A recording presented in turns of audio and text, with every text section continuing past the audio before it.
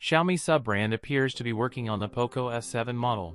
It was recently spotted on NBTC certification. Now the Geekbench listing reveals some important specifications and performance scores for the device. Now we have our first detailed renderings of the Poco X7 and X7 Pro models. Poco X7 appears to have a similar design to the Redmi Note 14 Pro with 3 cameras on the back. The device is shown in green, silver and black with yellow colors. Poco X7 powered by the Dimensity 7300 Ultra with up to 12GB RAM and a maximum of 512GB storage, and run Android 14 OS out of the box. Phone has managed 1029 in the single-core round and 2901 in the multi-core test. The Poco X7 will likely sport a 6.67-inch AMOLED display with a 120Hz refresh rate and FHD plus 1.5K resolution, similar to the Redmi Note 14 Pro. Poco X7 have a 50MP IMX882 main camera, an 8MP Sony IMX355 ultra-wide camera, and a 2MP macro sensor,